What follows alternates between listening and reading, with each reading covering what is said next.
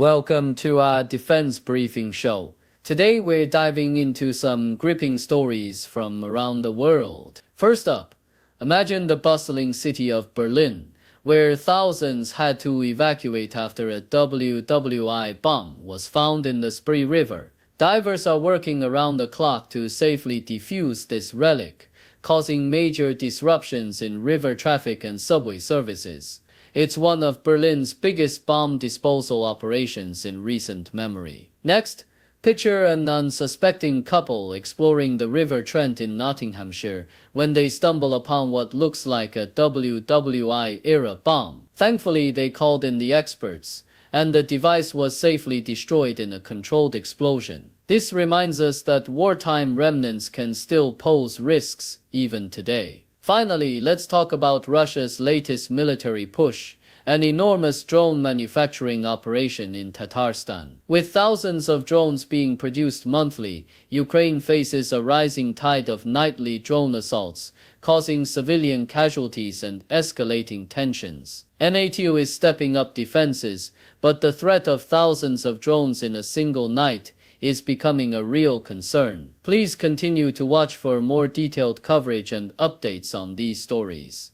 According to WWII, Berlin experienced one of its largest WWII bomb evacuations in recent years when authorities discovered an unexploded WWII-era bomb in the Spree River. Thousands of residents in the city's densely populated center were forced to evacuate as police established a 500-meter security perimeter. The operation was complicated by the bomb's location under 4 meters of water covered in silt, which delayed its defusal until divers could carefully inspect and deactivate it early Friday morning. Long lines formed at emergency shelters set up in the city, including the town hall and the nearby school, as residents sought refuge overnight. Streets and public transportation, including Subway Line 2, were shut down and ship traffic on the Spree was halted, marking a significant and tense event for Berlin, reminiscent of the city's ongoing challenges with WWII remnants buried beneath modern infrastructure. Meanwhile, BBC reports a startling discovery in Newark, Nottinghamshire, where an unsuspecting couple, Steve and Leander Hillier, stumbled upon a suspected WWII bomb while clearing the banks of the River Trent. The couple initially thought it was just a bag, but upon closer inspection, they recognized it as a potentially dangerous unexploded ordnance. The police swiftly responded, and bomb disposal experts confirmed the object was an unexploded WI bomb. It was safely destroyed in a controlled explosion early Thursday morning after being carefully removed from the river. The incident highlights how WWII remnants continue to surface unexpectedly in everyday life, prompting swift emergency responses and demonstrating the ongoing risks and realities of buried wartime munitions. The New York Times reports that President Donald Trump's ambition to reclaim Bagram Air Base in Afghanistan could resemble a full-scale military invasion demanding over 10,000 troops and sophisticated air defenses.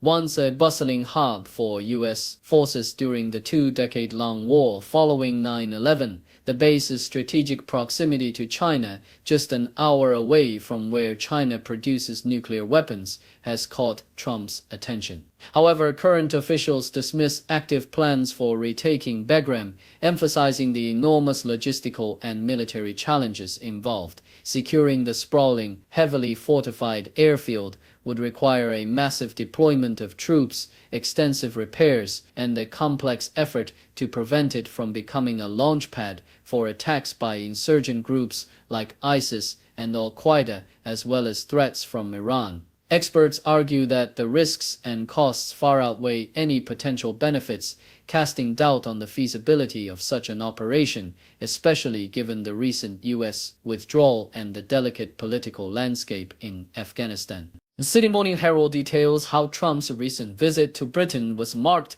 by a surprising display of diplomacy and calm, especially during his stay at Windsor Castle. The royal hospitality seemed to soften Trump's typically combative demeanor, leading to a peaceful conclusion of his state visit, which featured no public conflicts or confrontations. British Prime Minister Keir Starmer capitalized on this calm, securing significant investment deals and emphasizing the importance of the UK-US defense partnership, including the shared development of advanced military technology like the AUKUS submarines. Despite the cordial atmosphere, discussions on Ukraine's conflict with Russia revealed limited progress. Trump reiterated his disappointment with President Putin's actions, but offered no concrete plans for escalating pressure. Meanwhile, UK leaders urged stronger support for Ukraine, including the controversial idea of NATO shooting down drones over Ukrainian territory to defend civilians, which risks escalating into direct conflict with Russia. Trump's lack of decisive action on these issues underscores the ongoing uncertainty about U.S. leadership and the future of Western support for Ukraine amid rising tensions.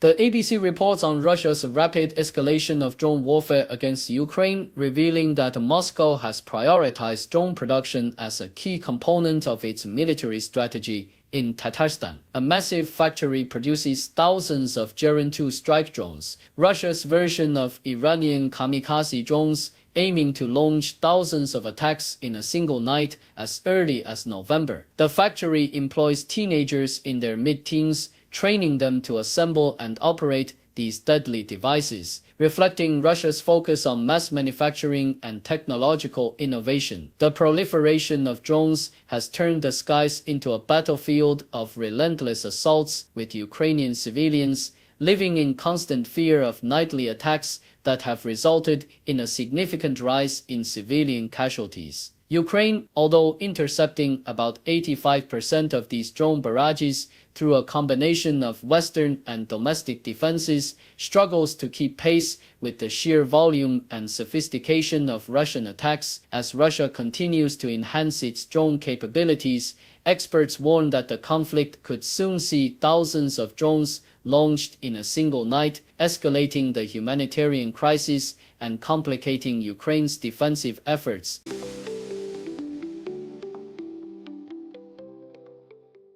The Washington Post reports that the U.S. Senate has recently undergone a significant procedural change known as the nuclear option, which allows the majority party to confirm dozens of President Donald Trump's nominees more efficiently.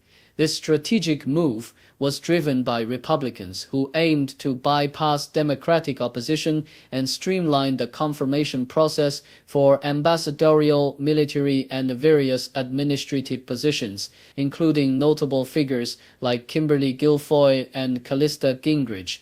The rule change, which does not affect judicial or cabinet confirmations, has resulted in a swift approval of 48 nominees, reflecting the deep partisan divide that has characterized Trump's second term, with Republicans largely supporting his appointments while Democrats opposed them, accusing the administration of obstructing government staffing.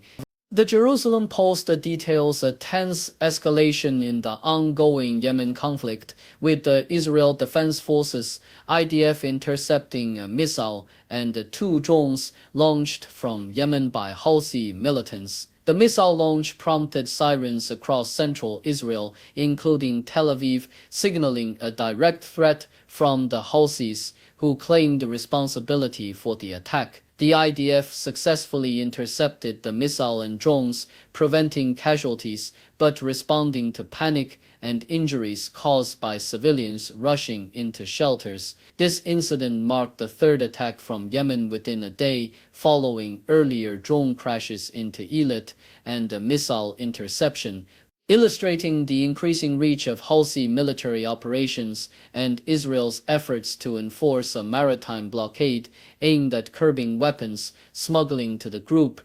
DPA emphasizes the ongoing threat posed by Yemen-based Houthi militants as Israel intercepted a missile and a drone launch from Yemen with no casualties reported.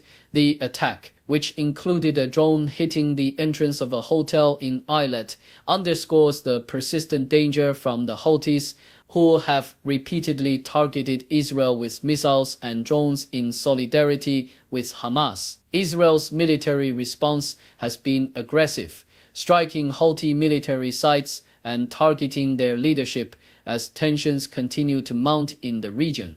These attacks highlight the complex regional dynamics, with the Houthis extending their military reach and Israel maintaining a defensive posture amid escalating hostilities.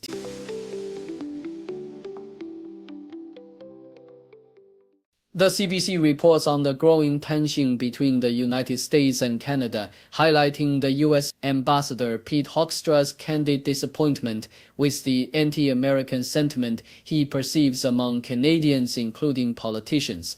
Hoekstra criticizes the portrayal of the U.S.-Canada relationship as strained, citing inflammatory language from Canadian officials, such as describing trade disputes as a war. Despite the economic impact of tariffs, Canadian exports to the U.S. declining significantly and travel decreasing, Hoekstra remains optimistic about reaching a trade deal, defending Trump's tariff policies as beneficial for Canada's relative position in global markets. He dismisses the idea of an outright trade war, emphasizing ongoing high-level communication and the recent removal of retaliatory tariffs on U.S. goods as positive steps forward, even as he warns that the upcoming review of CUSMA-Canada-US-Mexico agreement may reveal persistent challenges and negative feedback from American businesses.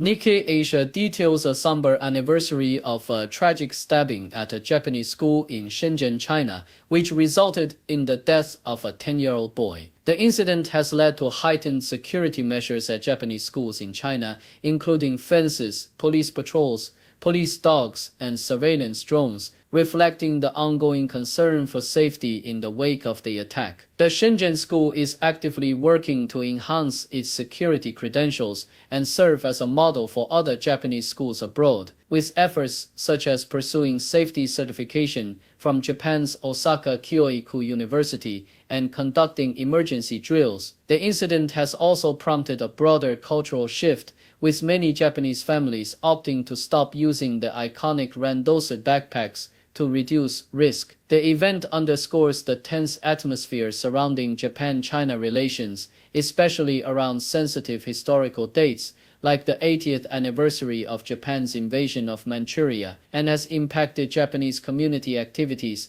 and business operations in China, which face increased scrutiny and restrictions amid the heightened security concerns. Thank you for tuning in. The content above showcases the latest briefing reports and analytical synopsis, thoughtfully curated by the 6DO team. These insights stem from a wide array of reputable media outlets, think tanks, government sources, and specialized experts worldwide. We encourage you to explore these sources for a comprehensive perspective. Keep in mind that while the content may not always align with the official standpoint of 6DO Brief, it's not meant to be taken as absolute directives for decision-making. Comprising seasoned media professionals, learned scholars, and accomplished scientists, the 6DO team embodies a trailblazing, fully independent media entity. To customize 6DO Brief to meet your professional needs, you have the option to subscribe to a diverse array of briefings on our website, 6dobrief.com. Regardless of your location, you can conveniently receive 6DO Brief via email. Got a book so big and bright, open it and take a flight. Learn about the stars and see, everything is here for me. Flip the pages one by one, knowledge under the sun.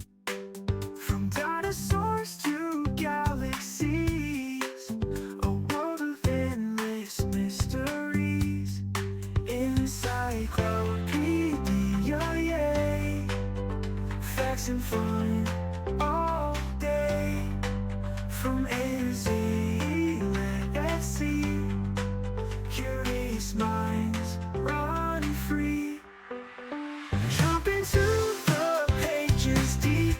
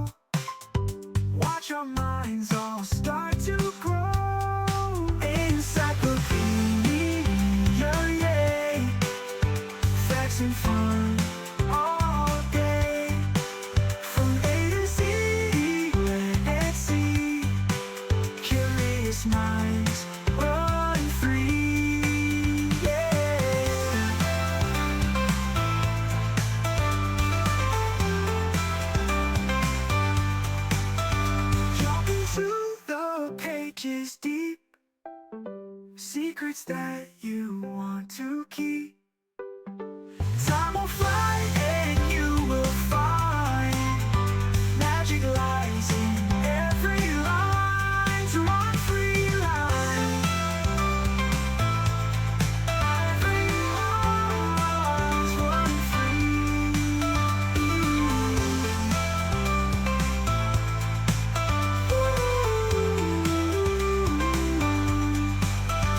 Animals and history, science full of mystery.